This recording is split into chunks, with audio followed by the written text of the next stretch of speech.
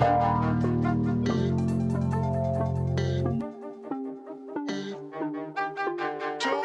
boy, welcome back. It's the Sleepers Podcast, and I'm afraid of how happy I am right now. It's Tuesday, November 7th. Wow, I have some macro things to discuss with you, my good friend Carter Elliott. You're back home, though. I want to start with that. It feels good. I know you were home last night for the episode as well, but it felt like such a blur. It was a travel day for you. So are you a little more settled in? Do you feel a little more comfortable now?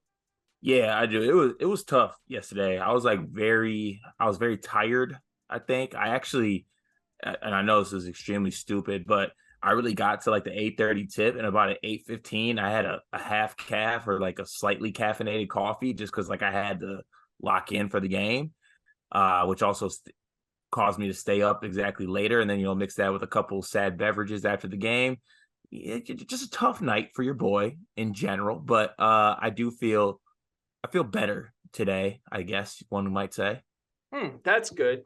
Feeling better about something is a great feeling, isn't it?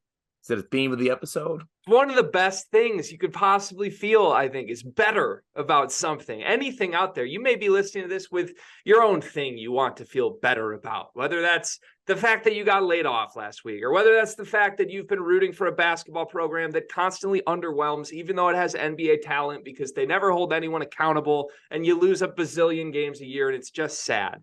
It's good to feel better about things like that, isn't it? And you know what else? I feel better because Illinois fans were really nice to us today. They're super nice to us. So shout out to all the Illinois fans who hit the channel with a really nice, passionate comment in support of us. Thank you so much. It means the world. I just feel better. I'm on top of the world right now, and knock on wood, but like my bets did great today. I think I'm going on a 13-2 day for the Dub Club. So let me plug the Dub Club real quick. There's a link in my Twitter bio. It's like dubclub-something-GregWaddell. I send my entire card every day. Some people would have said after a 2-8 start to the season that I manifested right here on this very show 24 hours ago that you shouldn't do 15 picks the next day. Some people would just say you should be a little more conservative, a little scared. No, I woke up and said, I'm going to put the work in. I'm going to put the research in. I'm going to stay up till 3:30 in the morning, and we're going to give out winners. And that's what we did today. So I'm looking forward to a season full of that. But big episode today. Michigan obviously played tonight. They looked great. We're going to talk about it. Indiana played tonight. They gutted out a win where they did not look great for much of it, but Mike Woodson made some key adjustments that I think are very compelling. And we've now seen every Big Ten team play. So we can do some Big Ten tiers. That's our third topic today. And new thing, we're also going to end the show. We normally just put one big thing as the fifth topic. We're still going to do one big thing to end the show, but we need our fifth topic every day during the season now to just be like a catch-all. Like, what did you see last night? Because we are going to talk a lot about the Big Ten, but we want to make sure we talk about the teams outside of the Big Ten as well. And there's a lot of great basketball happening tonight that we will mention in that third topic. Ooh, deep breath from me there. Did I address everything important, Cart? Yeah, I think so. And I take somewhat of a credit for speaking into existence that Back Against the Wall G was going to have a nice little betting run today? Please. I mean, if you want to just read the text you sent me last night, it would be deserving. What did I send you last night? Do you remember the actual... Well, we got done with our episode at like 1:40 in the morning, and yeah, I don't know. Just kind of you and I were sitting here like we're never going to sleep during the season. That stinks, coming to the realization of that. And then I was up editing till 3, and I think somewhere between like 2 and 3 in the morning, you hit me with a text that was just like, "Trust yourself. G with a back against the wall is a winner. I know that," and it got me going. I'm not gonna lie. Hell yeah, I love that. At least I did something right. You did a lot right. All right. I said I think I got to everything important before we start the show. So obviously we can get to your comment of the day here in a moment. But we didn't get to everything important to start the show, Cart, because I have a quick little bit I'd like to perform, if you don't mind. Please. Well, so first of all, you can see the shirt, right? I mean, the true unsung hero today is not anybody who stepped on the floor. The true unsung hero is the University of Michigan admissions department. I'd like to give them a true ovation, not a round of applause, a true ovation. A true ovation to you, Michigan admissions.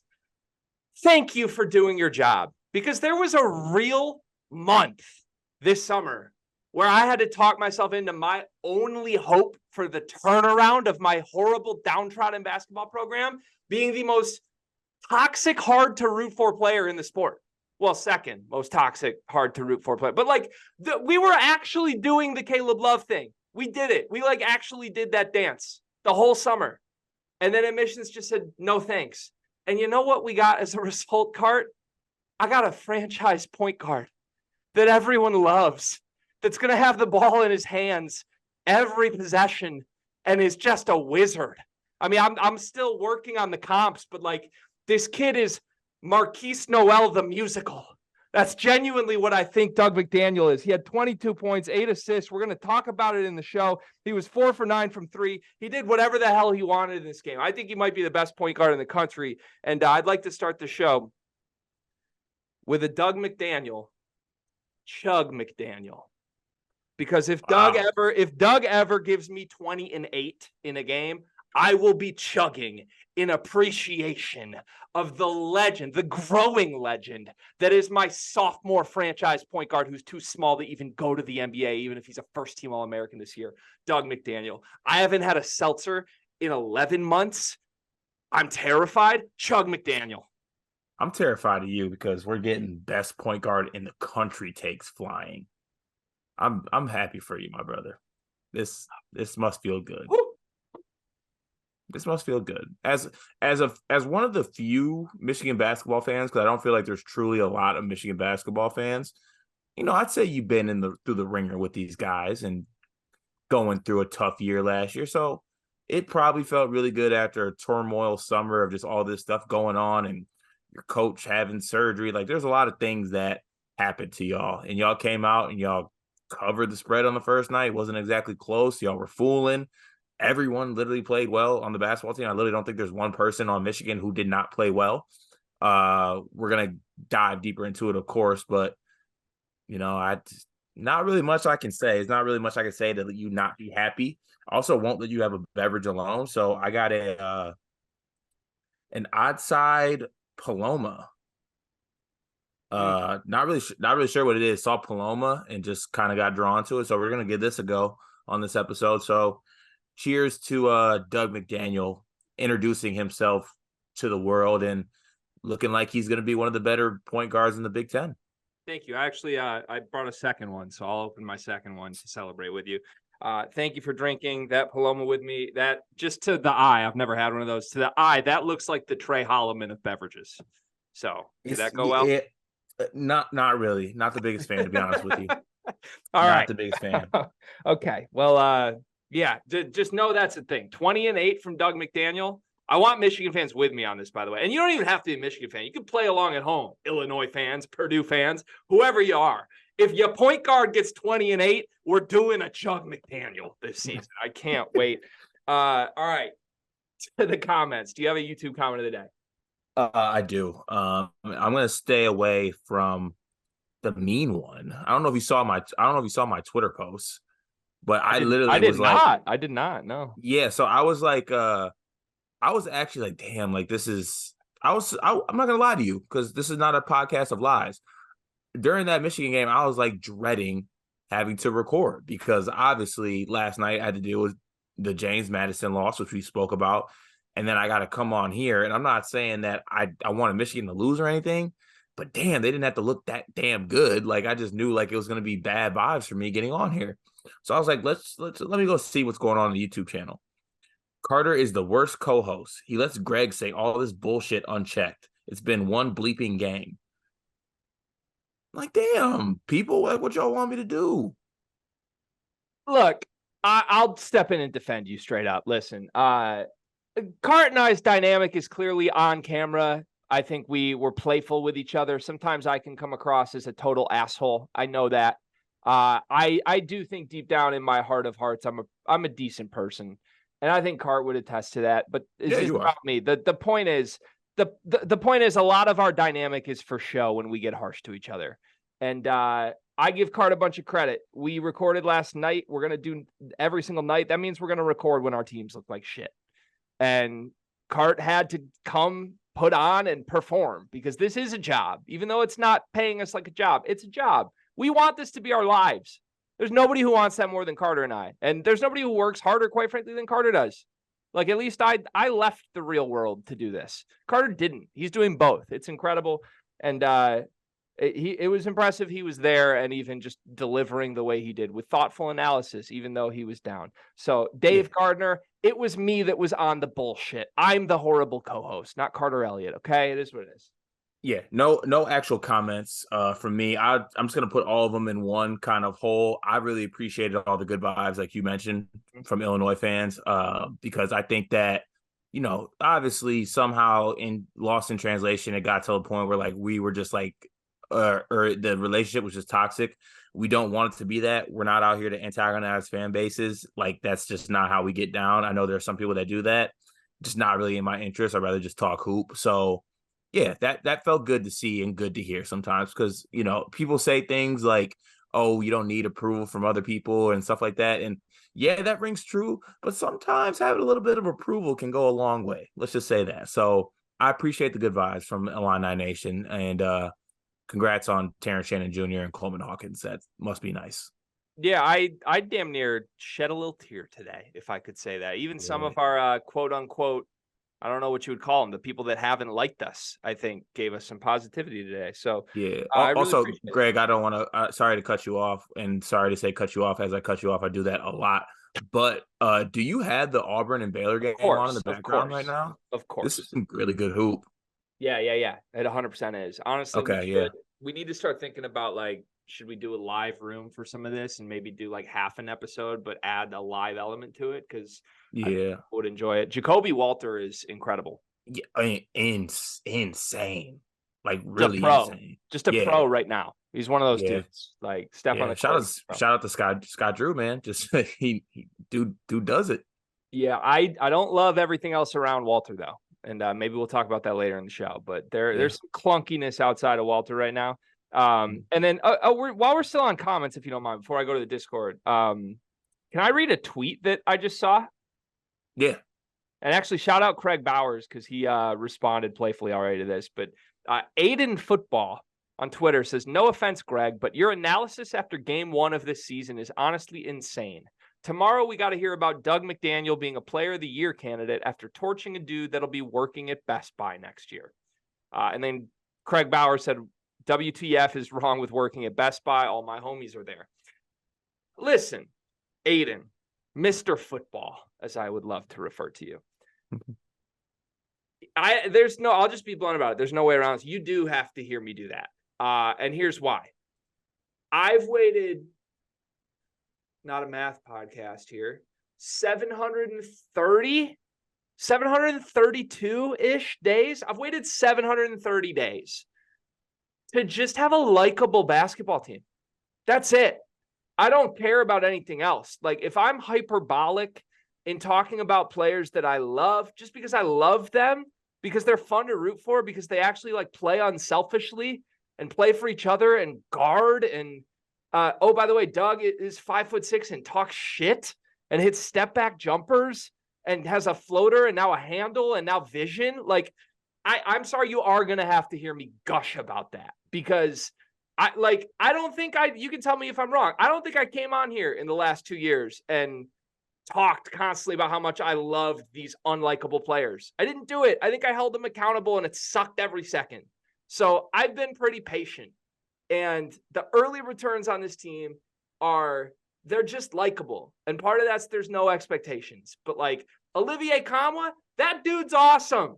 I love that dude. He's like a 4.0 GPA basketball brain who also dunks everything and has a shot and can pass. I love him. He's great. Terrace Reed, he's not a finished product yet. I don't care. He can just go through like 90% of the people he plays. It's awesome. I can't wait to see the finished product of him. Namari Burnett is a fourth option. He just like hits threes. He can't make layups, but I think that's kind of endearing, quite frankly. He blew 2 bunnies. Like, everything about this dude, he's just like playing hard and trying his best. And then Doug McDaniel's a freak. Doug wasn't supposed to be as good in this game as he was tonight until 2 years from now. That was like the hope, is maybe senior Doug McDaniel has one game like that. Well, no, he just did his opening game of his sophomore year. So yeah, I'm going to be hyperbolic about it. I've been through the ringer. I had to root for Hunter Dickinson for 3 years. I had to root for Jet Howard for a year. Like, I had to watch all my fun young players go pro before they should have. Sorry, sue me. I'm excited about Doug McDaniel. Aiden football. Aiden football. That's funny. I also challenge you to like actually find me a more unbiased, likable player than Doug McDaniel. Like if we put Doug McDaniel on Baylor, don't we just love Doug McDaniel? Yeah. Yeah. I mean, I feel like even myself, I don't know if I've ever been like, I don't like Doug. I know some people did tweet at me saying that I said that Doug can't shoot. I did think Doug couldn't shoot. Obviously, I think Doug got better at shooting. He got better at a So lot of things based on what we saw tonight. yeah, which is kind of crazy. It's possible for players to do that. So like if I say something at one time, it could change because guys can get better. And my most hated player prototype is guards that go through their career being the same shooter they are their whole career. It's nothing more annoying. You have all the resources and time, I think, to improve in shooting, even if it's minimal. So credit to Doug McDaniel for doing that. If it stays consistent, which I would actually bet that it does happen, it's going to be a really good year for him. That's exactly why I tweeted that, like, despite whatever happens, Michigan, like team success wise, Doug McDaniel is going to have a really good year. Yeah. Yeah. I mean, the good news for anyone that's going to listen to the rest of the show is that I think I got out all of my just like pure excitement based takes before we get to the Michigan segment. So by the time we actually talk about Michigan tonight, I think we can have some real dialogue about it. That's exciting. Baylor and Auburn are tied with 2 minutes left, by the way, right now. Just electric as you see us trying to balance being basketball fans with doing the show. Let's get the comments from the Discord. Do you want to give your quick spiel on, like, I know we do the like join the Discord plugs, but like you actually texted me and were like, hey, I think we need to message some of these people. You want to talk about that? Yeah, well, yeah, no, because it's more so to maybe get a little more insight onto why, because I truly actually believe this, and this could be wrong. But I believe that some people maybe think they're joining or they don't know how to do the next step. And I'd be more than happy to walk them through how to become a member of the actual Discord and let them know what they're actually getting once they join. So if they need that helping hand, if they need that IT support, I would love to be that guy. And it's just going to reach out, connect with the people that actually are joining and see if I can get them over the finish line to fully join the Discord. Yeah, I would love that. I think we should do a concerted effort on that. So I'll split that up with you tomorrow. We can go attack mode a little bit. But yeah, if you've joined the Discord and you're just in the welcome channel, join the paid Discord, please. That's where we actually want you to join. When we say join the Discord, that doesn't mean just come hop in the welcome channel and don't say anything. That means like join the actual discussion because we're popping off right now. We got game threads every single night. We're up closer to, I think, 70 people now.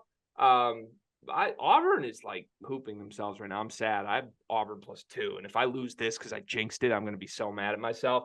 To the comments from the Discord, link in every video that we do in the description. Join the Discord if you want to support the show.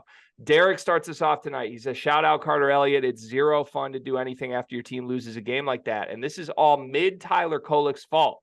If Marquette wasn't so mid, and Michigan State just lost in the second round last year as a 13-loss team, they opened the season as the 18th ranked team with less expectations.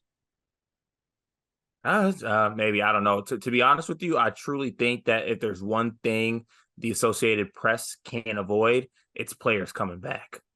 Whether the team is good or not, if you're getting players back, you're going to get a bump. Yeah, I think I agree with that. I don't know.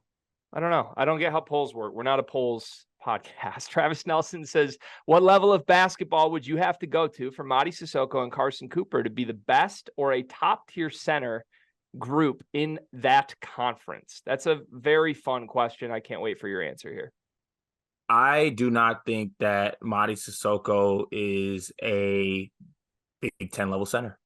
I honestly don't want to be harsh about this, but at the same time, like, I find it kind of hard to believe that he's even a contributor at a Big Ten level at this point. I mean, he's been in the program for 4 years. Obviously, he got robbed the COVID year of actually being on campus for his development, I believe, but it is what it is. Carson Cooper, on the other hand, I think he could actually leave Michigan State as a Big Ten contributing level center. Now, it might not be a lot, it might be minimal, but like there's a lot of centers that come to the Big Ten and not everyone can be a center or a star role player. But I don't think there is any more development for Madi. He is exactly what he is. Did you answer the question though? Like, what level would you have to go to for them to be the best center tandem in the conference? Like both of them together go to a team? Yeah. Uh, I mean, even if they went to like, let's say the MAC, I don't think they would be the best centers in the league. Yeah, me either. Like there's some really good like MAC centers. Yeah, you would have to pick out a conference that doesn't have a great team because like these guys wouldn't in the West Coast, like St. Mary's and Gonzaga have better bigs at minimum. I think there are other teams that have better bigs as well. So I don't know. I don't have an answer. The point is there might not be one. Dr. Krapp says Kyle Filipowski got hip surgery this offseason and already looks 10 times more mobile than last year. My question is, who's a player that was/is just one surgery away from being a superstar? It's a fun question too. Yeah, that's wild though. Like what player is one surgery? What player is one surgery away from being a superstar? Do you have an answer for this question? I'm trying to be nice about it, but oh, I'm sorry. I'm getting robbed. They just called a goaltend on a clear block that just cashed Ray J. Dennis over points, and I have the under. Oh, no. I need a review on that. Wait, that was a clean block. Oh, Yeah, wow. I'm a little bit behind. They can review that. It's under 2 minutes. That was a block. I think they're going to review this. That was a block, okay. Right? Yeah, that was 100%. That was 100% a block. I'm sorry to Dr. Krapp's incredible question here, but like this, I have under. It's a block. Yeah, it's a block, 100% a block. Let's see here. I'm trying to go through players that I think would. I don't know. I will say this, Dr. Kraft. Okay, that is 1,000% a block. I can't believe they missed that call, but it actually is scary to me because the whole summer I was like, hip surgeries are bad no matter what. Hip surgeries are bad no matter what. They fixed Flip. They fixed him. They fixed him, and he was already ACC freshman of the year last year, and he was that hurt, and now they fixed him. That's scary.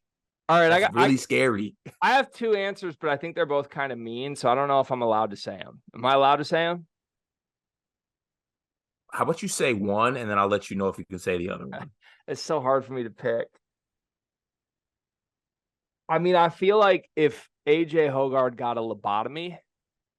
I don't even know what a lobotomy is. You want to Google it, or do you want to just move on? I mean, I don't know what's better, me Googling this or me trying to spell lobotomy. I'm gonna give you time on this because I think that was comedically worth you understanding what the joke was. A surgical operation involving incision into the That's all right. Yeah, you should have kept that one to yourself. Pretty good, right? Pretty good. Yeah, and you should have kept that one to yourself. Okay, so can I do my second one or no? Yeah, at this point, go ahead. So I was watching, Isaac Trout's on Creighton now. Yeah. Did you watch any of that game tonight? I only watched the first half. Did you see Isaac Trout in it at all? I feel like I didn't notice him. That's probably because I think Isaac Trout's gained 120 pounds since he's been at Virginia. So if we could give Isaac Trout like a little liposuction, I would buy him again as like a stretch 4. But right now, not so sure. Matt F says Oakland would really benefit from either Mady Sissoko or Carson Cooper. He says, I have no idea what their center position looks like. Would those guys be great for Oakland? They're probably on the same level as Chris Conway, but like they wouldn't be the best player in the front court. Okay. You said like United Shore Mortgage Men's League team? Yeah. We'll leave it at that. By the way, they're still reviewing. Is this gonna be called a goaltend? I'm really confused. Like it's clearly a block. It's not a goaltend. Like he's rebounding the ball off the backboard because it was already blocked. Also, what do they do on this? Is it a jump ball then? I think it'd be a jump ball. It's 100%. If I lose this bet because of that and I lose Auburn +2, I'm going to be disgusted. All right. This is so hard to podcast while this is happening. This is the difference between a 13-2 night and an 11-4 night. That's massive. That is massive. Ethan says, does AJ Hoggard and Trey Holloman making wiener jokes in the offseason for an NIL deal have anything to do with the way this pair is performing on the court? People are talking. No, got to get your bag. Yeah, I agree with that. We support getting your bag for sure. AJ, that's a good wiener. What's the call? Is Doug doing any NIL deals? I can't hear that right now. They took the points off. So what's the call though? These guys are, I mean, these Stripes are milking it, man. Stripes are having a night. Stripes are having a night. Stripes are off to a tough start in college basketball season, I think. I got to try and keep pressing on here. Trent Frazier is GOAT, says, hey, I just want to say as an Illinois fan that you guys are sick. I pay you money because I like listening to you guys. You guys should try and get into contact with Mike LaTulip. The dude just knows ball and is probably the only big Illinois media guy who will have a fun and objective convo. First of all, thank you, Trent Frazier. That's a really, really kind comment. Thank you for saying that. Would love to get in contact with Mike LaTulip if you think he'd be a good get for the show. Have you ever heard of Mike LaTulip, Cart? No, I haven't. To be honest, I haven't really been able to be exposed to much Illinois media, I guess. I mean, we had obviously no need to bring it up, but like the 200 columns guys, just we know them. And then Kendrick, is it Pierce or Prince? I think it's Kedrick Prince. Yeah. He's always been like super kind. Actually, Stephen Bardo interacts with our stuff on Twitter, which is kind of cool in its own right. Like, yeah, Illinois, but yeah, besides that, I'm not really too familiar with guys like in that space. I guess you have Jeremy Werner, who's a 24/7 guy, but I haven't ever interacted with him. I just know the 24/7 people. Also, Johnny Broom just got kicked out of this game and teed up for saying some ridiculous crap here. That's wild to me. Wow. There's so many ways I'm about to lose this Ray J. Dennis bet. I'm so scared. Thank you, Trent Frazier, for the kind words. Porchfly echoes it and says LaTulip is the best. Illini Trav says solid call. There's a lot of people in here that are agreeing with this. Trent Frazier is GOAT, has his thoughts on where the Big Ten is going to go. I'm not going to read it on the show because we're going to do Big Ten tiers as a segment later in the show. So thank you for the thoughts, though. Trent Frazier is GOAT, and hopefully we'll kind of play our own game of that. Scrolling down further, Tristan Freeman joins the comments. He says, with the early signing period here, how do you feel about your respective teams' 2024 classes right now? And who besides Duke and Rutgers are some national winners that you want to take note? Am I allowed to infer that a certain program will get a player? Yeah. Well, Rutgers for me then. Like Ace Bailey and Harper, that is by itself, just those two players alone is just great. And they're going to be great at Rutgers. Speaking to Michigan State's, hate to harp on something that's been harped on for a very long time, but I am very, very concerned with what the center rotation is going to look like moving forward, because right now there's no centers in the fold. And tray ball. That's a huge tray. All right, we need to be able to choke a little bit. But yeah, I'm a little bit scared of what the big man rotation is going to look like coming in, because there's no one in the fold right now. Okay. Yeah, I am less. I don't play the recruiting game as much until it gets closer and closer to signing day. So I know of the big classes. That's it. I would just say of the ones you mentioned, Tristan, I'd be careful if I'm Rutgers. Just say that. Be careful. You mess around and lose to a couple more Princetons. Aren't the top 3 recruits in the country just kind of like, why did we sign up for Steve Peichel again? Like, and we're a pro Peichel podcast, but like his offenses are horrendous. They're horrendous. I cannot believe there's top 5 kids in the country that are all like, let's all go to Rutgers right now. It's just kind of crazy to me when we're getting closer and closer to that day. And the fact that we're not there yet is kind of like, make sure you get there, Rutgers, because I'm a little worried about it for you. Ray J. Dennis to the line. If he hits both, I'm dead. I hate every second of this. Mr. Mouse says, Watching this Indiana-Florida Gulf Coast game, realizing how blessed we are. We don't have to watch Miller Kopp and TJD TikToks all season long. Kel'el Ware will be a problem, but Indiana's bench depth will limit them once they get to Big Ten play. We're going to do Indiana later in the show, so save your commentary, Cart. Travis Nelson says the only thing worse than MSU losing is listening to horny Greg overreacting to a Michigan win. Well, welcome to the show. Gonna be a long night, my friend. Ulamog says a lot of new folks joining the Discord but haven't subscribed. If you enjoy the free daily episodes, consider subscribing to the Discord. Greg just got laid off, and Carter cheers for a poverty program. Both need your support. The game threads are electric, and betting advice pays off. Don't miss out. Great plug. Better plug than you and I have ever given. Yeah, 100%. I hate AJ Dennis, and I hate Auburn even more. This should have been 2 wins. Auburn blows a 6-point lead with 4 minutes left, to the point that we have to foul Ray J. Dennis to get him to the line, to get him his hand-me-outs over the 14.5. Just garbage, absolute garbage. 11-4 hurts me to my soul compared to 13-2. It hurts. Yeah. Can I say something? But I don't want it to rub anything in the wound more. But can I state something? Sure. You can't be surprised by this only for one reason and one reason only. Auburn falls into the category of teams that you could never, ever count. What is it? Count your eggs before the chicken or whatever it is. Because the guys are just like end of game stuff. They got like that Arkansas syndrome. Just like they play fun and loose, but they play fun and loose for way too long. And then that's Jacoby Walter's 3-point. Is Jacoby Walter a top 5? Like, what? Isn't he the number 1 pick? I think Jacoby Walter could end up a top 3 pick in the draft. I do. I mean, his draft class is wide open. The class is wide open, but I'm already envisioning like the Pistons add Walter to the group. Incredible. Yeah, let's just live commentary here. Auburn's coming down 5 with 10 seconds left. Aiden Holloway's driving into nowhere. He gets swatted, and that would be the game and the non-cover. Auburn, I hate you. A good, I guess, a humbling little moment to ruin my night after a great night. Booby has his player of the day. This looks great, by the way. We should probably post this graphic, but Booby is making these awesome graphics. He's been doing like his player of the day leading up to the season. Now he has player performances of the day.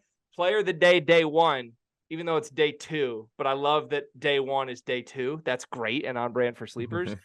Is Aaron Scott. Aaron Scott willed North Texas to an overtime win today. Expect him to step up into the footsteps that Tyler Perry left after his departure. 3-level scorer, obviously a very good defender from the McCaslin teams. Shout out Aaron Scott. Yeah, he had me at 3-level scorer. That's a buzzword.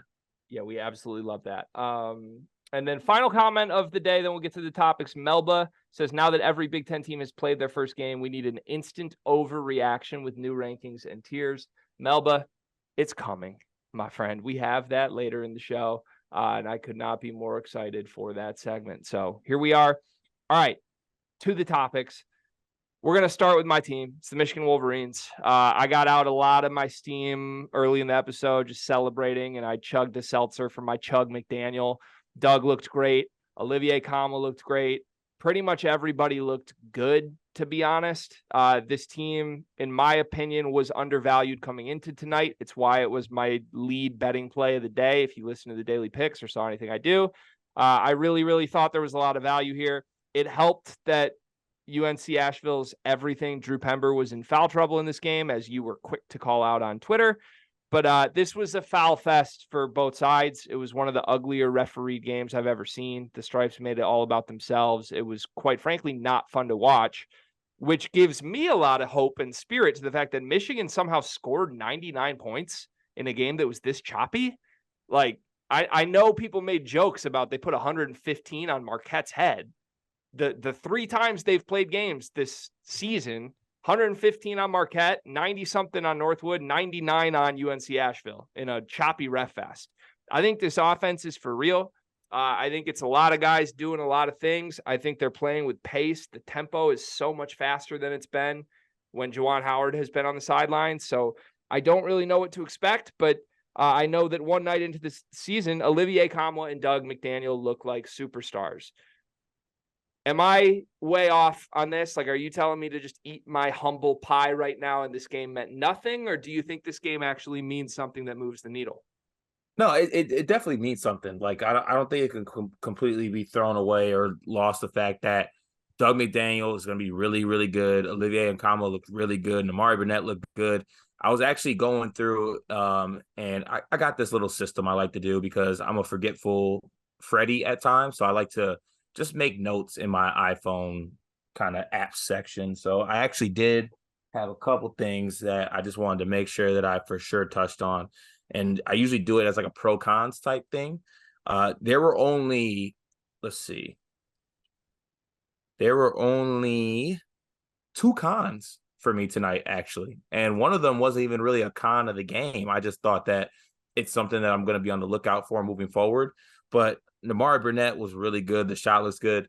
I also want to shout out to Terrence Williams. I know you mentioned that he did change his jumper, and I think it's pretty visible, and it looked really good tonight. Olivier Nkamhoua looked like, the Olivier Nkamhoua that played against Duke last season in the tournament. Doug McDaniel is going to be special. That kid talks a lot of shit. He's fun. Only cons that I had for Michigan, I thought the pick and roll defense was very shoddy throughout the whole night, but that's pretty easily fixable and just not something I really expected because I considered Terrace Reed to be a pretty good big defender in the pick and roll. So that was a little bit surprising to see. Seemed to be more of a miscommunication issue maybe than anything, but something they need to clean up. And then the one thing that I'll put a question mark next to, and it's not necessarily a can Michigan keep this up thing, but let's just not forget that the story of Olivier Nkamhoua is that he has these games and then he has games where you don't even know he's on the floor. So some level of consistency will be important for him. And I'm not saying he's got to go for 25 and, I'm sorry, was it 27 and 8 he had tonight? Was that what it was? I'll get you the exact number. My phone just Okay. timed out, but yeah, that sounds right to me. No, okay, Yeah, yeah. 25-7, 3 assists. He was 1 for 4 from 3. I didn't think he shot the ball that great, to be honest with you. That's about all he didn't do well, though. Okay, yeah. So it just some level of consistency, I think, will be good with him. But even on that note, I feel like some of his consistency issues last year were from him not being aggressive. So it was really good to see him get shots up, whether he's shooting well or not. So, I mean, not really much to be sad about or anything like that with this team. I thought that they just straight up looked amazing tonight, and it looks like a bunch of likable guys and a team that's going to play well defensively and then can also like just have fun and play that style they kind of played tonight. So it's definitely remained to be seen what it'll look like against better competition, but they looked amazing tonight, straight up. Okay. I think that's a good read for the most part. The only thing I would say on your competition note, you keep going back to with in regards to Purdue's blowout win that meant nothing because they need to play better competition, or Michigan's blowout win that means nothing because they need to play better competition. These aren't but it doesn't mean nothing though. Okay, not nothing. You didn't say nothing, but these are not teams that Creighton and Iowa played tonight. Those games mean nothing. Those teams in the 300s on KenPom, those mean nothing. Those are horrible basketball teams that a bad offense can run out of the gym based on tempo and where you're playing. UNC Asheville is a solid basketball team. Not saying they're good. I'm not saying they're world beaters, but like on paper coming into this game, this was like a game people circled that they said, like, why is Michigan playing this game? This is a horrible game. You don't want to start the season against Drew Pember. That's a dangerous person to play. Like, if you're playing a bye game, you don't want to see Drew Pember, is a real thing a lot of people said. And then Michigan boat raced him and Pember was in foul trouble. So now it's like, well, we need to see him do it to someone better. I just disagree on that note. Like, I'm not saying they're great by any means, but like, I don't think we need to see Michigan play St. John's to tell if this team is good or not, no matter what happens in the St. John's game. Like, this was an evisceration tonight. This wasn't like a back and forth game that Michigan pulled away or made free throws and that's why they won. Like, they were destroying them from the 6-minute mark on. And they were destroying them because Doug McDaniel and Olivier Nkamhoua look like superstars. And I think your point about Nkamhoua is a really good one. This is not who he's going to be every game. It just straight up is not. He's not wired that way. What gives me hope and promise for Nkamhoua, though, is I don't even think they necessarily used him as like a featured guy tonight. Like, I think he got most of his stuff tonight within the flow of the game. And that's like Kamala will do that every game. He's not like a guy that hides in the corner or pouts ever. He just like, if the action dictates that it goes away from him, he's fine with that because he's unselfish. I was more concerned this Michigan team was going to hit a wall where like they couldn't score without going to Kamala. That's kind of what was promised in the offseason, right? It was like, well, Terrace Reed has no offensive bag and Namari Burnett can't play. Like the ball's going to have to be in Kamala's hands every time. He's not good enough for that. The truth is, the ball's going to be in Doug McDaniel's hands every time. And he looks electric. And Doug won't play this well every game, I'm sure. But, man, you mentioned it at the top of the show. I think this kid got better in every facet. And this isn't the first time either, like, not to just toot Michigan's developmental horn, but, like, guys at Michigan do the whole thing where they stay the whole summer from freshman to sophomore year. And more often than not, they come back as totally different players. It just sort of is what it is. This year, Doug McDaniel and Terrace Reed did that. Other guys did not do that. Doug McDaniel and Terrace Reed did. And by all accounts, visually that we've seen in now 3 times that we've seen this team play, they both look fantastic. Like, I think there's a really possible chance here that Doug McDaniel's like a top 10 player in the Big Ten, if not higher, right now. And the future is obviously really bright for that, but it maps well that Doug is that. Because now that we know Doug is comfortable like that, you don't have any concerns about Kamala because Kamala can be the second option and be fantastic. Doug's a top 10 player in the Big Ten right now. I think he could be. I'm not saying it's a guarantee, but I'm like that's now on the table after what he looked like tonight for sure. Huh. I mean, let's say this. When we were doing all the offseason stuff, I think I called this out right before the season. Yeah. Everyone wanted to throw Bruce Thornton's name in top 10. Mm-hmm. A lot of people, especially us, were like, not enough people are saying Braden Smith around the top 10. Like there's a spot for whoever the guy is that takes the leap from freshman to sophomore year. It's going to be one of them. We said that. Mm-hmm. Nobody actually picked out Doug from that group and said it will be Doug. And after seeing them all tonight, like you tell me, but I think Doug is way ahead of where Bruce Thornton is right now, based on what I've seen. Yeah, fair to say. I mean, Doug had 8 assists tonight, and it was in every way. Like, he was throwing full court oops. He was, like, dissecting pick and roll.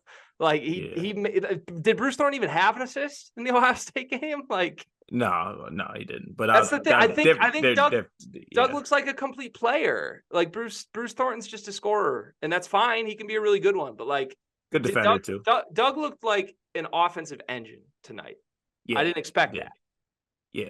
Okay, I guess for some reason, I feel like top 10 players a little too far because I guess I didn't have Bruce Thornton as a top 10 Big Ten player, but that's just off the top of my head. I bet you if I went through it and listed, you could get his name in the make an argument category probably. Like if you had him on the list, I wouldn't balk at it. I think Tony Perkins was in my top 10. Like you have to, once you get outside the top 6, you're picking names. Like Kamala was on a lot of people's top 10. I think Doug's ahead of Kamala right now, and Kamala was great tonight. Like, so I don't know the point, but like back to the offseason stuff, man. Like I never like jumped on board the bandwagon because I said I wanted to see it. Right now, I've said I've seen it, and I'm okay with what I've seen to make some definitive statements. Like I think it's safe to say at this point, if you're a first or second option on the Michigan offense, you're going to be good on offense. Like, who's the last guy who's a first or second option that wasn't good?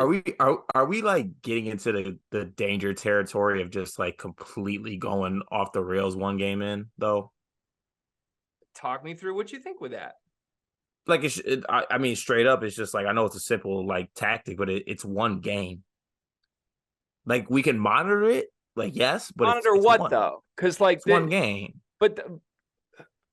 What part of it isn't sustainable to you? Because to me, the things that would be one game, if we're splitting up things we saw in this game that we can throw in the, that was one game category versus, this is here to stay category. Terrence Williams making 3 of 5 threes. That's in the one game category. I don't know if that's going to happen again. Might not. It hasn't happened in his career up until now. Trey Jackson also didn't give you anything tonight. He had 20 in their last exhibition, and people said he was great earlier in the summer. So, like, I don't know. I think it's going to kind of be like every other game with those two guys. George Washington III supposedly was killing Marquette. He was 0 for 4 from the floor tonight. He had 3 fouls in the first half. So, like, it's not like everybody played great. I'm not coming on here to be like, this team's a top 25 team in the country even. I'm not even saying that. They're not. Mhm. I think Ken Pom had him devalued. He had him 46th coming into tonight. I think they're in the 30s now. I think I said they should be closer to 30. Like, that's where I'm at with this team. I think they're like a fringe just outside of the top 25 team until we see them play some better competition. But, like, it's okay to say that and also say definitively, Doug McDaniel's here and he's great. I think we've seen that. And yeah, it is one game, but you can't tell me, truly, I don't think you can tell me you watched that game and came away with anything other than Doug is a monster. Doug was a monster in that game. Yeah. Okay. All right. So it's just more wait and see then. Okay. Yeah, I'm not saying that it's I'm not saying anything about like I don't think he's gonna do it. I don't think he is gonna do it. I guess has it been a while since I brought out the wait and see? It's not a wait thing. It's just like he can do that. Like that's what he can do. We didn't know he could do that until tonight, though. We didn't know this. We didn't know that Doug had I thought we were pretty high on Doug. You always been high on Doug. Tonight was a different level is my point. Like he's never gone for 22 and 8 as the focal point of an offense for 31 minutes, Cart. Like, right. And there were concerns, even if he got his numbers, that would mean the team's pretty bad. Like he absolutely could have been like a good numbers, bad team guy. Right now, he looks like the centerpiece of a team that looks really good. I was not expecting that to be the takeaway after one game. I think I'm one of the highest Doug McDaniel guys there is, but like, he looks so much better than I anticipated could happen in game one of his sophomore year. He just does.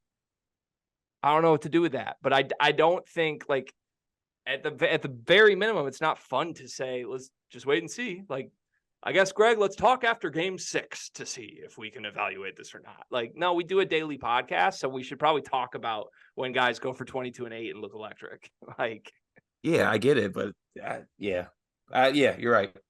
I got nothing for that. All right. Doug was amazing in this game. Okay.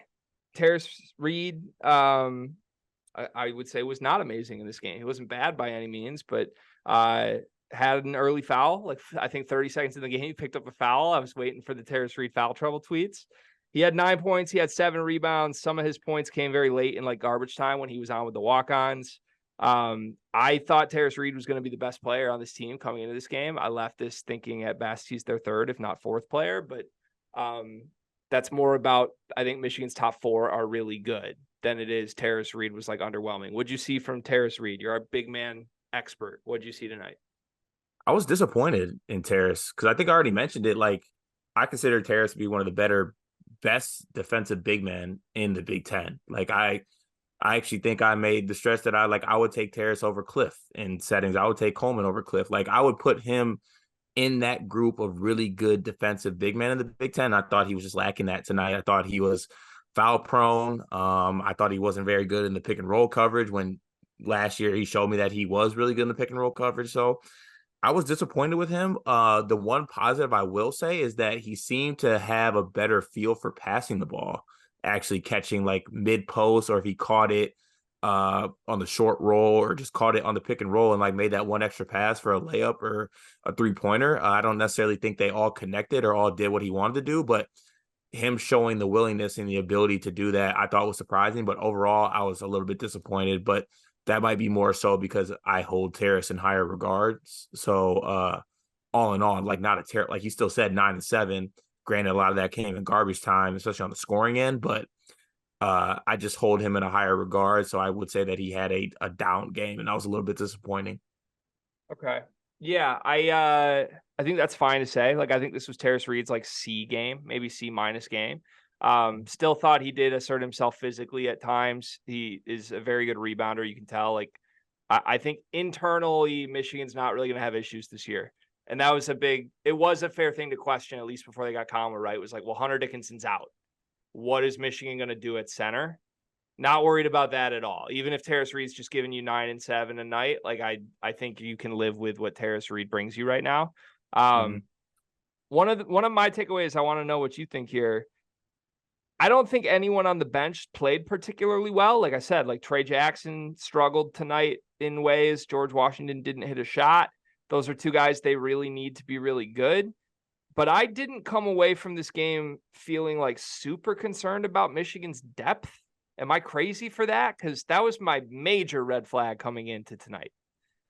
If you're gonna get those performances out of Doug, if you get that performance out of what do you call it, like the 3 or 4? Like you said, you would take these 3 guys as or is it 4 guys? 4. I'm putting Barnett. I think the group of Comwood, Doug, Terrace Reed, and Amari Burnett has an argument for best foursome in this conference. As crazy as that sounds, at minimum, right there up in the top 3. Like it's like how you cut it, right? Like if you're saying who's the best duo in the conference, you're going either Zach Edey and Braden Smith, or you're going Terrence Shannon and Coleman Hawkins.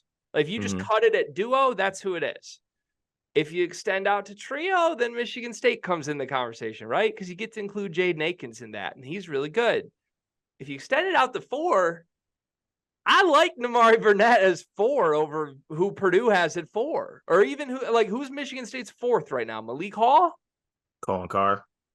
Okay, until Colin Carr gets a starting role, then I'll say I'm a little skeptical of Michigan State's 4. As soon as they put Cohen in at the starting spot, you can have the top 4. But for now, like Michigan has pretty clearly defined roles. These 4 guys are going to play 30 minutes tonight. Conwa and Doug played 31 tonight, and Amari Burnett played 21, but he was in foul trouble. That's the only reason he didn't play 30. Terrace Reed played 20, and I think he's coming off a groin injury. That's why he didn't play. But to me, those 4 are as solid as it gets, man. Are you taking that 4 over Bruce, Roddy, Yes. Jamison, and Felix? Yep. Wow. Without question. Without question. Really? Easily, too? Yes, without question. I thought that'd be a little bit closer. That'd be closer for me. I think I'd still go.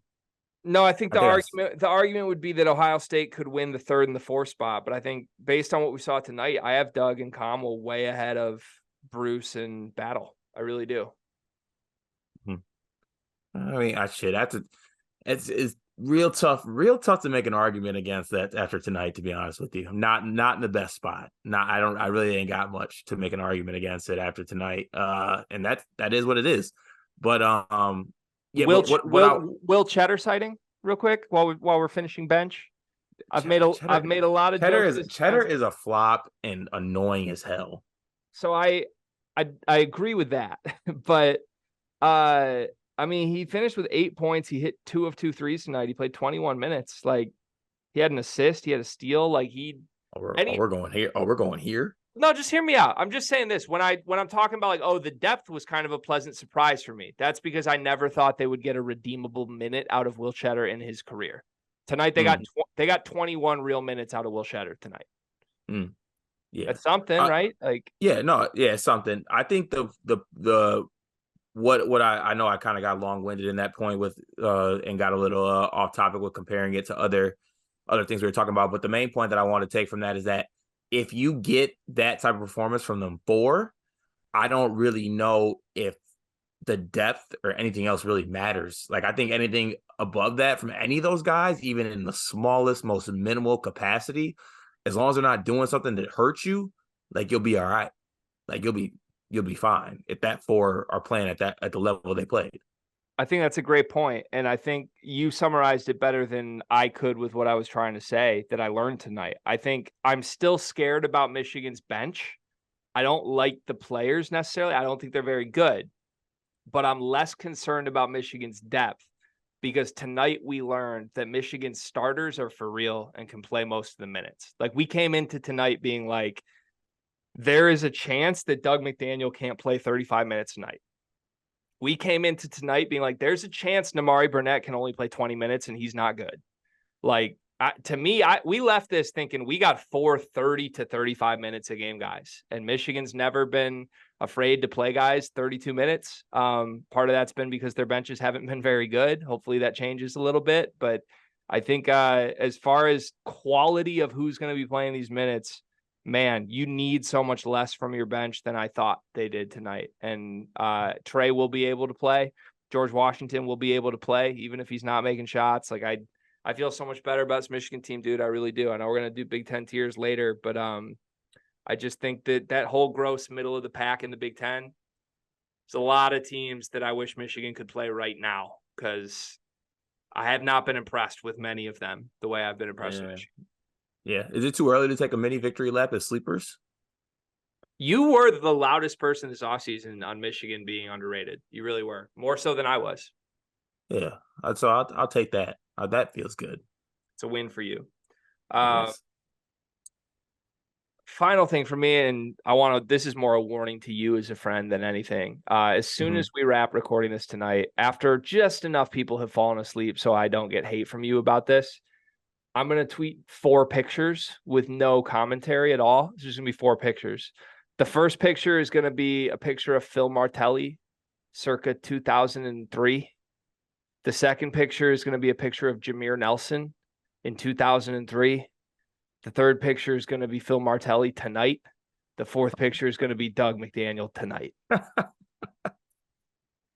I think that's what I have for the next 3 years, my friend. I am so excited about it. I can't wait. Okay, let's talk Indiana. The Hoosiers are next up.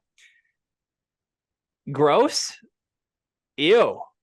That's my quick summary tonight. I give them a lot of credit for gutting it out late. This game was very much up in the air with not so much time left on the clock. I think there was like 8 minutes left. And at a certain point, they were down, I think it was 6 to Florida Gulf Coast late in the second half. And they stormed out with a 14-0 run that, quite frankly, straight up was spurred by Mike Woodson. Mike Woodson coached them to a victory tonight by, on the fly, in his first real game with this group, correctly dissecting who needed to be on the floor and who didn't. And what that meant was he benched Mackenzie Mbako. And it worked. He brings in Cups, who I didn't think Cups looked fantastic, but he definitely was ready to play. There's no concern that Gabe Cups could be like a 30-minute guy on this team if needed, even if it's just in like a 4th, 5th option role. Until that late turnover, I thought Cups took care of the ball. He wasn't afraid to shoot. He hit some shots. So that's who he went with. He went Cups over Mbako with Galloway sliding down to the 3. No more all big lineups. Went small when it mattered. And what do you know? It worked for Indiana. They survive and get a victory. Is it crazy to just give Mike Woodson his flowers? You're not a Woodson guy usually, so he deserves some flowers, right? No, 100%. And I actually, speaking to reference my iPhone notes app from the game, it is because do you know you can put GIFs into your iPhone notes app? I don't know if you knew you could do that, but it's a GIF of a guy doing the chap on the chest and saying that's on me. Because I said a lot of comments about like Mike Woodson, and some of them are jokes. I will say that if people watch our podcast, they know how that operates. I've made jokes about, Mike Woodson being the old guy, old school, takes naps, all that type of stuff. But in a critical moment when he was somewhat on the ropes against Florida Gulf Coast at home in his first game, after all that's been said of the offseason, made the decision to bench his starter McDonald's All-American 5-star kid for the betterment of the team because it fit better and it worked. And he looks like a genius for doing it. And I give him all the credit in the world for doing it, because though it might look easy to do as we're sitting on our couch tweeting about it, coaches got to live with those decisions. Like if that didn't go, let's say this game didn't go well, the timeline right now would be full of, we're losing games, we're benching Mackenzie Mbako down the stretch, our 5-star kid. That's not the case. He pulled the right strings. He made the right call. He made the tough decision, which is not easy to do. And they won the basketball game. And I thought that for most parts of this game, I was a little bit disappointed in the defense of the backcourt, mainly Xavier Johnson and Trey Galloway. I thought that they kind of hang their hat on defense, and they were letting the Florida Gulf Coast guards get to the lane at will. But yeah, I mean, when it came to winning time and making the run, Xavier Johnson made some plays. Galloway made plays. Gabe Cups is going to be a cult hero in Bloomington. I think he could come on the floor and breathe, and the assembly hall will erupt. But he's also a really good player as well. So yeah, some good things. But I also will say that the allegations of their offense being God, why am I missing this word right now? Gee, it's an easy one. Clunky and kind of nasty. Those allegations were coming true and to fruition in the first half, because it didn't look that great, and it didn't look that great for parts of the second half as well. But like you said, credit to Mike Woodson for making the adjustments and for them escaping with this game, because it could have been a disaster. Yeah, yes, 100%. It could have. Okay, while we're giving him credit, which I think we should, it's kind of a backhanded compliment to me because I'm learning, like, I trust Mike Woodson in games. I think that's where I'm at with Mike Woodson. I don't trust Mike Woodson from a roster building standpoint because he shouldn't have had to coach himself out of this in his first game, right? Like, Mike Woodson, congrats. You figured out how to fix the problem Mike Woodson created, which is you only had a bazillion power forwards on this team. And like, man, there was a moment, I think early in the second half where it was a close game and like the ball swung around the perimeter to a wide open Mackenzie Mbako, who was wide open, mind you. And he like took 2 steps in to be inside the 3-point line for a long 2 jumper. And I was just like, oh my goodness, this is never going to work. It's just not going to work. If Mackenzie Mbako's doing that right now and not comfortable just standing at the 3-point line, catching and shooting, it's not going to work. And I think that's even if Xavier Johnson was awesome. And sorry, Indiana fans, Xavier Johnson was not awesome tonight. So many of you keep trying to tell me that this guy is as good as Boo Buie or as good as Jameer Young or as good as whoever you want to call it. Like, he's just not. He's not a top tier point guard in this conference. And based on the way your roster is set up, he has to be, and that's really frustrating. But tonight, I mean, you step back at it broadly, the numbers aren't horrible. He shot well. He was 5 for 9 from the floor, 14 points. He was only 3 for 6 from the line. He only had 1 assist. I mean, kel'el Ware led this team in assists. He had double the number of assists that any other Hoosier had tonight. Yeah, that was his career high in assists, by the way, too, kel'el Ware. Crazy. While we're talking Ware, though, we should give him some kudos. Yeah. I thought overall, he looked really, really good tonight. Yeah, he looked he looked engaged. He looked really well. He played extremely well, and especially in that first half. And I was thoroughly impressed with his decision-making, catching that ball in the middle and making the decision to who to pass it to. It just sucks that some of those passes were going to Mackenzie Mbako for, long twos. Damn, that half-court alley-oop from Doug to Olivier was nasty. Sorry, I got number 2 on SportsCenter, by the way, Greg, if you were wondering. Do you want to revisit that, by the way? Because you were really trying to do just one game. Like, did you see the alley-oop, dog? Yeah, that play was nasty. Okay. I mean, a lot of vibes from Doug tonight that was like, if you could just combine the good parts of A.J. Hoggard and Tyson Walker together, in one body that has 3 more years of eligibility. Hey, I don't want to be a plagiaristic podcast, but shout out to my dog, Rafael Davis. He actually said on the post game after the Michigan game that Tyson Walker and AJ Hoggard are probably watching this game sick because of their performance. Not even so, whatever their performance last night, and then watching Michigan guards, aka Doug, come out and do what he did tonight in a win. I mean, just what Michigan State guards have always needed, a manufactured chip on their shoulder to get them going. Nothing like that. I'm sure you guys will bounce back just in time to beat Duke. Because they saw Doug McDaniel play well against UNC Asheville. That's the boost your best backcourt in the country needs to get going. Like, what are we doing, man? I'm sorry. I love you, Rafael. I really do. But like, that's where our head is at tonight. Doug McDaniel's fantastic. And we're like, I bet AJ got going. Like, what?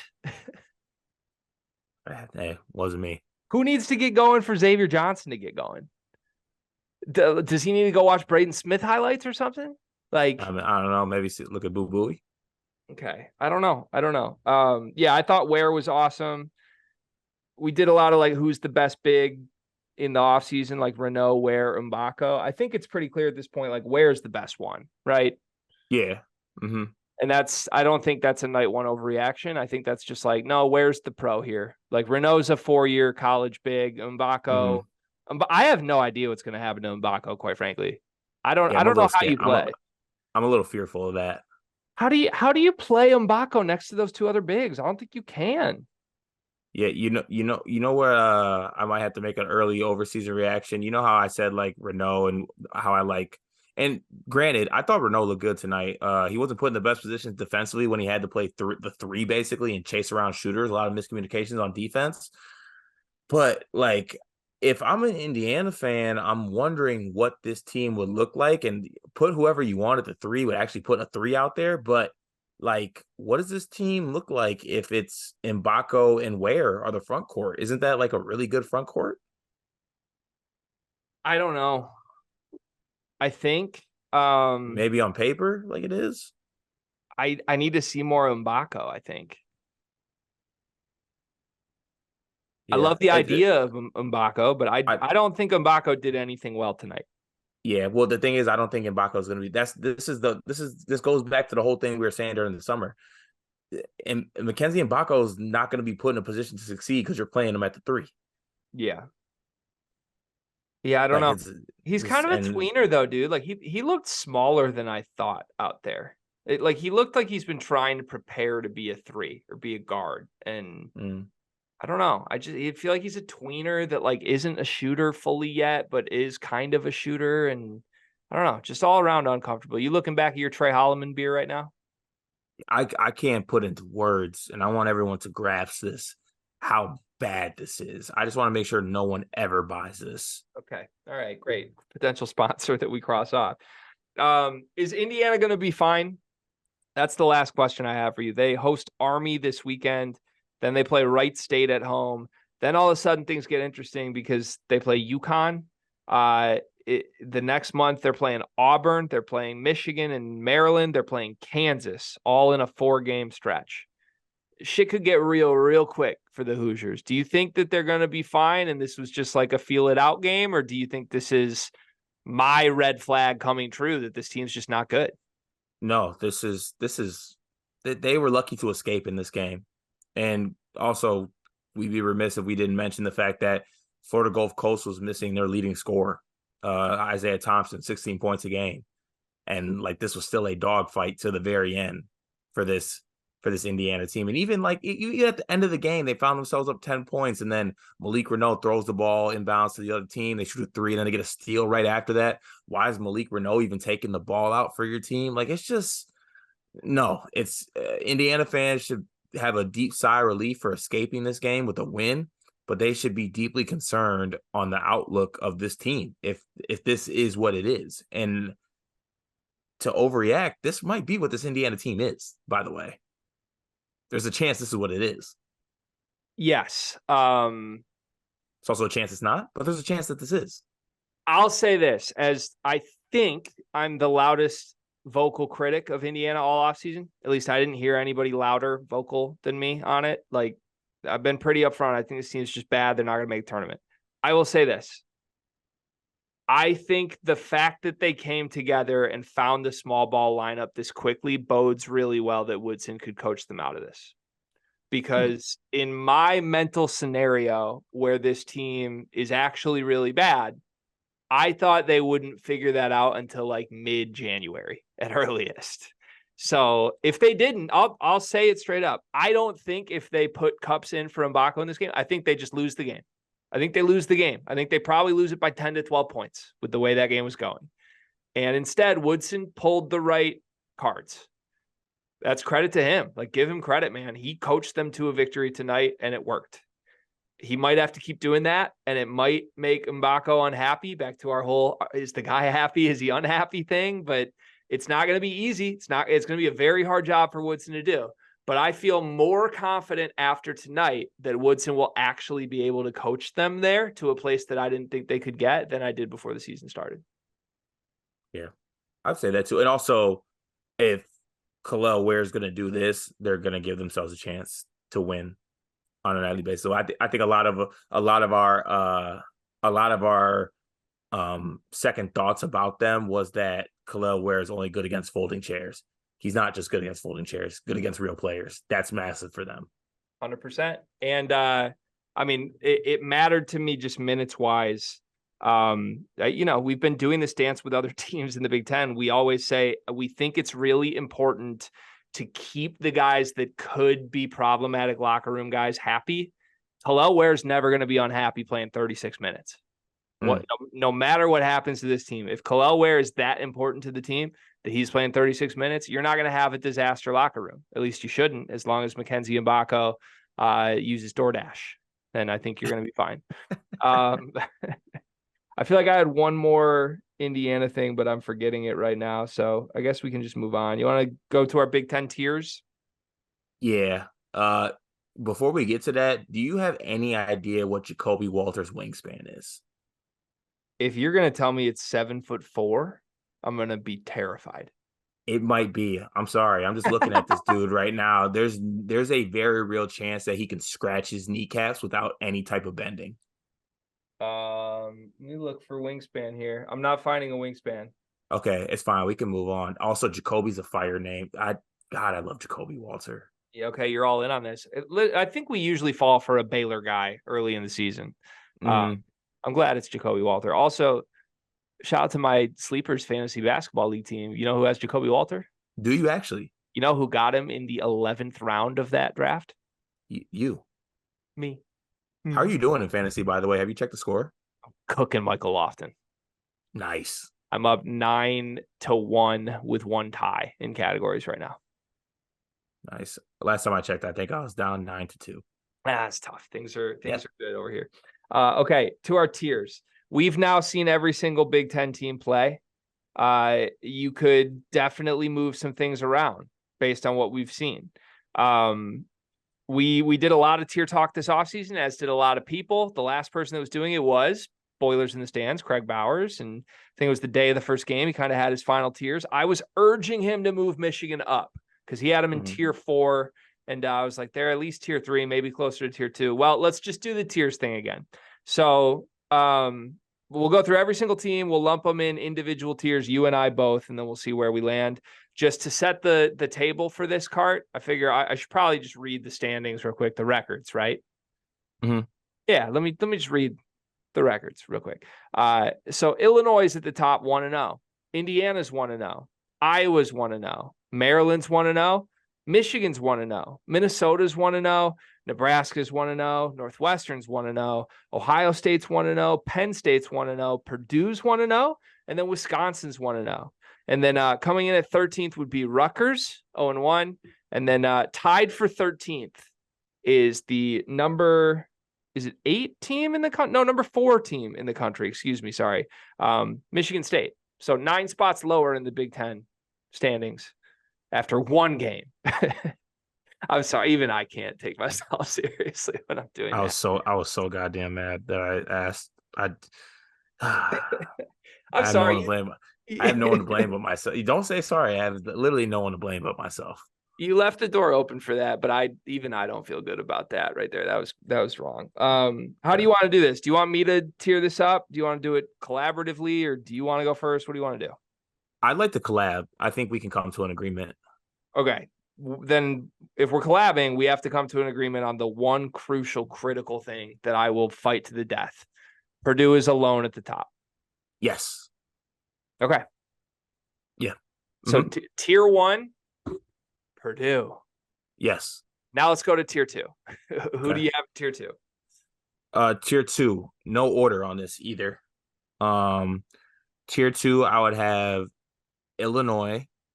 I'd have Illinois. I have Maryland.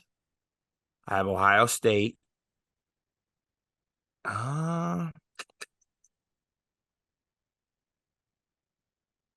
I'd still have Michigan State in that tier.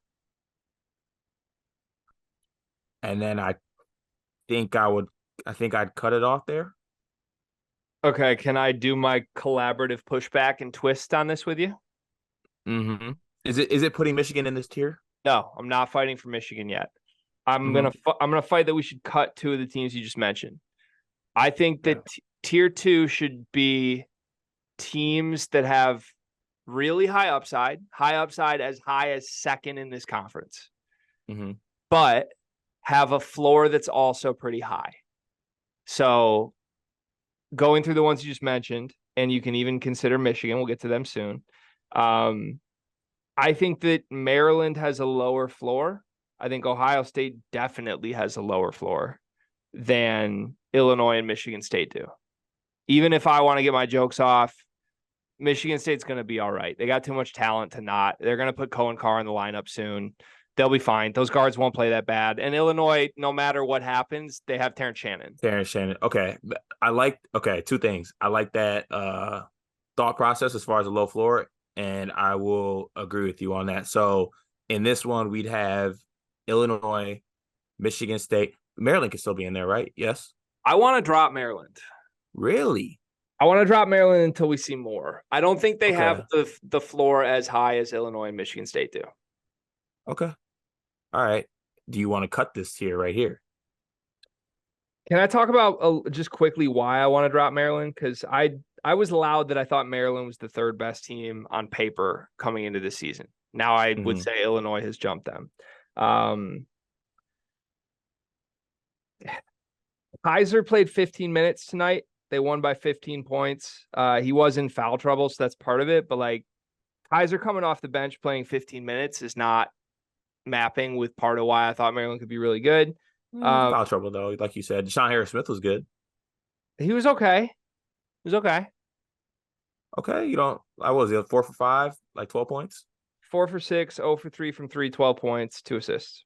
Yeah, it was a very ugly game, by the way. I don't know if you got to catch any of it. The whole game was ugly. I only saw moments of it. Reese and Scott are who they are to me. I don't know. That team feels like just a lock for 5th in the league, no matter what else happens to me. I can't put them in there's a world where Illinois ends up super good and finishes second. I don't think there is a world where Maryland rises up and is the 10th best team in the country. I just don't see it. Mm-hmm. Can we each get one override? Yeah, but do you really want to use your override this early? Yeah, because I think Maryland belongs in this tier. All right, you using your override? Yeah. Okay, so tier 1 is champ. Purdue. Just we're calling it champ, the champion, Purdue. Mm-hmm. Tier 2, upside of a top 10 team in the country, Illinois, Michigan State, Maryland. Mm-hmm. Okay. Tier 3, lock NCAA tournament teams. L-word lock. Don't have to worry about it for a second this season. Can I give you mine or you want to go? Can you go ahead and go? We're lock. Remember, this isn't just teams we think are going to get there. This is teams lock to the NCAA tournament. Yes. I only have 2 teams in this tier. Ohio State. Nope. Right. Ohio State's not a lock? I am really unimpressed with what I've seen from Ohio State thus far. Wow. Not a lock. Okay, who's the other team? I have Wisconsin and I have Michigan. Okay. Hear me out. My next point was going to be that Wisconsin belongs in this part because in the circle of calling it like it is and calling the games that we've seen, I was impressed with Wisconsin. Me too. So here's the biggest thing I'm coming at from this. Going into this season, we both had Wisconsin and Michigan pretty low because on paper, I think you and I were low on what they've been. Then they showed up to the first game on some new shit, on some scorned X shit, on some I've been in the gym for 12 months and I got a whole new body shit. Greg Gard's not a liar, by the way. Coaches throw out that my player lost weight thing. Chucky Hepburn actually looks like a new player too, by the way, body wise. I want to say that. And if we're doing the whole how did their ads come together? These are 2 teams whose ads look great. AJ Storr looks like a superstar. He came right in and superstarred. Olivier Kamwa looks like a superstar. He came right in and superstarred. So to me, again, through one game, looking at these 2 teams, I just think they're lock tournament teams. They're not super high ceiling, but they're teams that to me are going to separate from the pack and win a lot of games. Wisconsin and Michigan. Okay. I like that. I like that tier. I agree. All right. So we're now 6 teams through. Is that right? We got Purdue at 1. We got. I am sad that you left Ohio State out of that. I think they're for sure tournament team lock. I think it makes sense though. Because my next tier, teams we're never gonna give up on until Selection Sunday gets here, and they're out of the tournament. That doesn't mean they're gonna be out of the tournament, but collectively, you and I will keep buying into them, even if they don't give us a lot of reason to buy into them. Hmm. Okay, well, I feel like for sure Northwestern's got to be in this one, right? Yeah, there's two. It's Ohio State and Northwestern to me. Mm-hmm. We're Okay. gonna talk ourselves into Boo and Brooks Barnheiser. We're gonna talk ourselves in to Bruce Thornton and Jameson Battle. And the reality of it is I think both these teams are going to be really up and down, really inconsistent. Their good Okay. nights will be great. They can pick off Purdue on a good night, but they're going to have a lot more bad nights than Wisconsin and Michigan That will. hurts me with I'm with you on the Northwestern thing. That just hurts me with Ohio State. It does. I'm still there with the Buckeyes, and But I they're probably not. don't. I mean, I guess that fits the tier you just said. I won't, but Yeah. like, It's our uh, can't shake 'em team. This is like a nicotine yeah, addiction team. yeah, but like, I don't know. I think they're going to be good enough defensively, and it didn't show in that Oakland game. But like Thornton, Gale, Jameson, Middleton, Akpara, like that. That just seems like a lock tournament team to me. But I just want that on record. That's all. That's just why I'm saying that we can move on to the next tier.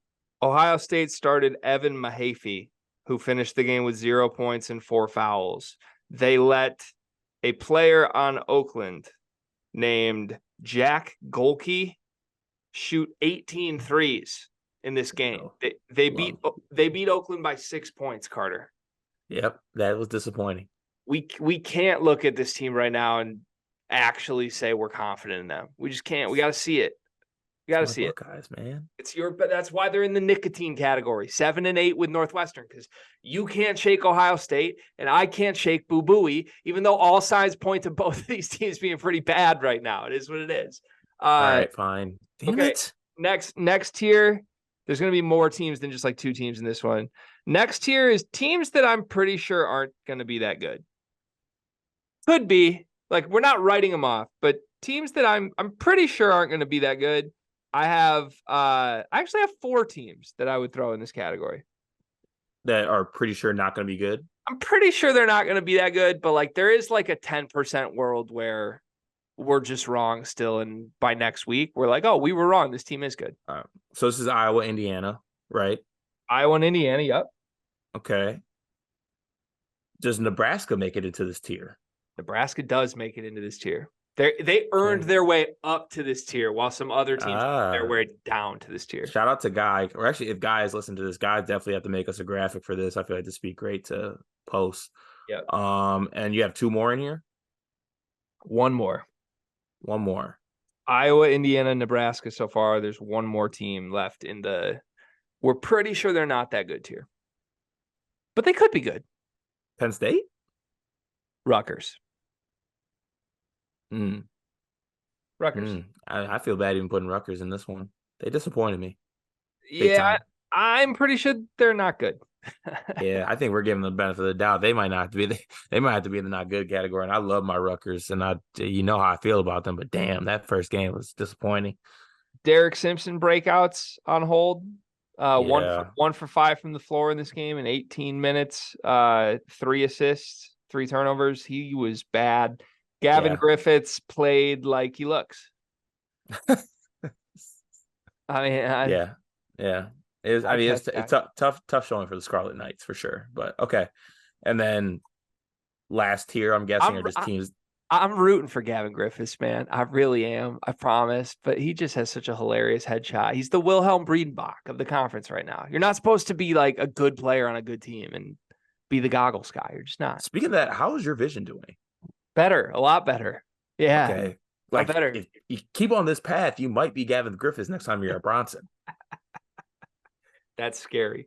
All right, my final tier is 2 teams that have like 7 Gavin Griffiths lookalikes. This is Penn State. Penn State and Minnesota. Yeah, I don't think there's anything notable about either. Okay. The last thing I'll say is I wish I saved my override, because I think there should be a tier by itself as literally the worst team in the country, and it's Minnesota. In an act of generational generosity, I would like to use my unused veto to give you your wish, Carter. We're going to put Minnesota alone in the worst team in the country tier. It feels good just to win one. It does. It feels good just to get a win. We made it. You know what? This episode's really long, and I don't I feel like know. there's anything notable from around the country that we really wish we could talk about tonight. We already did some live Baylor Auburn stuff. That game was a Yeah. great game, and we love Jacoby Walter. So I'm gonna veto power the final topic. We're just gonna do one big thing presented by Big B Carter. What's your one big thing tonight? My one big thing is that it's not an overreaction to just react what you saw on the court. It's not overreaction. It's just watching the game and saying what happened in the game. Okay. I'm trying to think of like another Doug McDaniel pun to end with. Like, I don't know. You want to? Can I give one last little quip of like why I said that? Sure. Let Yeah. in this somehow this episode is going to end with me defending Greg. Like, let Greg be excited about Doug McDaniel having a 22-8 game where he was talking shit and throwing half court oops and pointing in the crowd. Because God forbid if Trey Holloman ever did that, everyone else would be doing the same exact thing, no matter who they played. Yeah, I guess thank you first of all. I'll use my one big thing to just like add to the complimentary dialogue of this. I think why I'm so jacked up about Doug is like there are just some guys that are like heartstring program guys for you. From the outside looking in, you can tell me if I'm wrong on this, but it would appear to me that of everybody on the Michigan State roster, the heartstring guy where like if he magically went from like role player to like, oh my God, he might be my best player, and he dropped 22-8 in a season debut while talking shit and throwing oops and hitting step back threes and crossover floaters. Like, if all that happened to Jeremy Fears a year from now, I think everyone would understand how I feel, because there's something special to y'all about Jeremy Fears. There just is. Even if he goes for 1-1 in 12 minutes right now, you're not going to shake your belief and your love in Jeremy Fears, right? Like that's not going anywhere. That was me with Doug all last year. And then he was thrown into the fire when Llewellyn went down with an ACL. But like, I was screaming that this little Energizer bunny was the future, even when he wasn't the future. It's the thing. Like, when I was watching Michigan basketball last year, my biggest rooting interest was what is Doug McDaniel going to do tonight? It wasn't like I wasn't getting fired up to go see Hunter. And, you know, I loved Kobe Buffkin, but there's a lot I didn't like about last year's team. The only thing I truly loved was Doug McDaniel. So that's my guy is the point. You got to excuse me. I'm going to be delusional about it because I never expected it to come to fruition in a game like this in a season debut. I thought it might happen here and there. I might have thought it would for sure happen by his senior year. I've said, didn't I tell you? I think he's Tyler Eulis on steroids With rabies.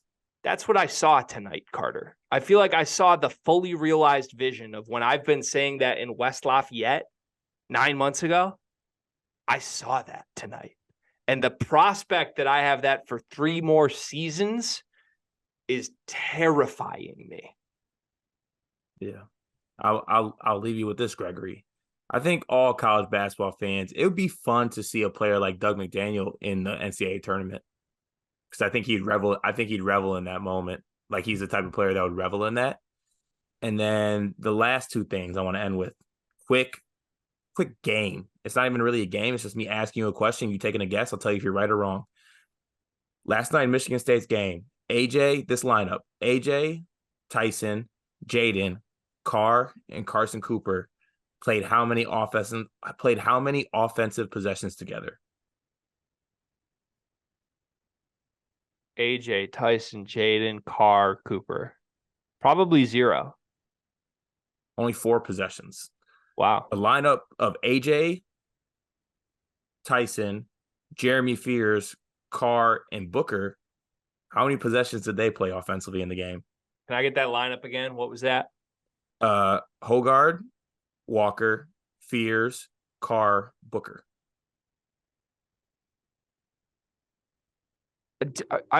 This is too much math at 12:22 a.m. the next morning. I love where you're coming from, but like, sorry. I'm trying to understand. Is this because you want to see this lineup? You want to see 3 point guards and 2 freshmen, 3 freshmen?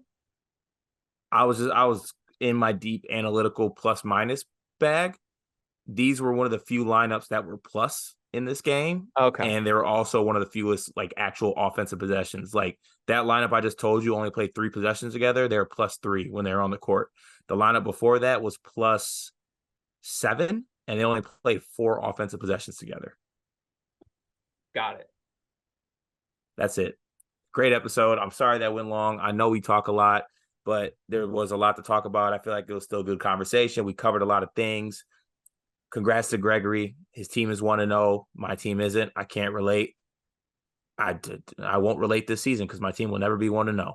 You know what? I got one final thing. Go ahead. One final thing presented by Starbucks. I had a very specific comment last week, a very specific quip.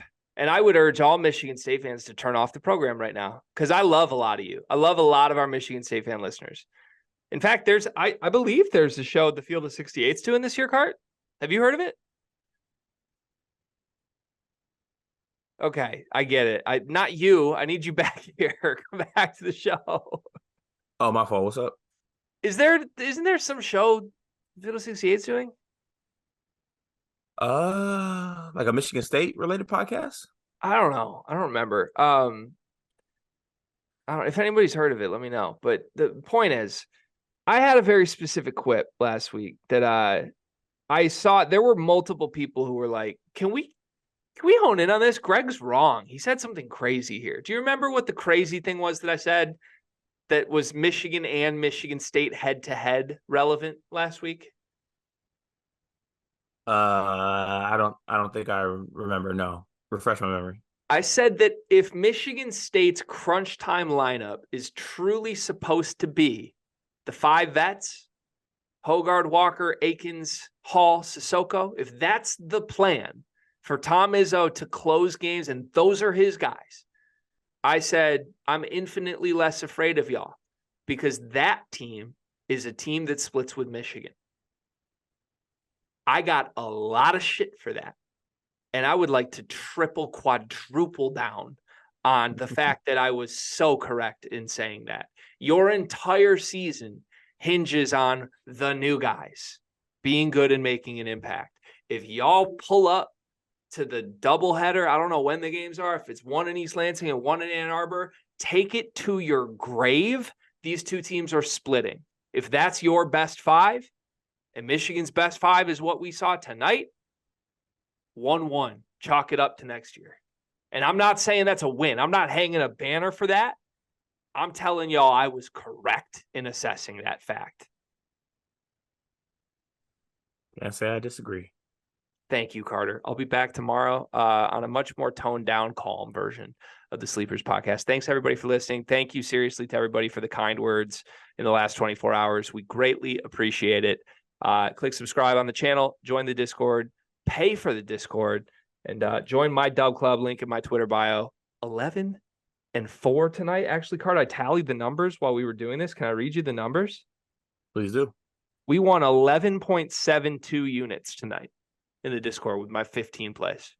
For all the unit whores out there you go. Good numbers. We'll see you tomorrow.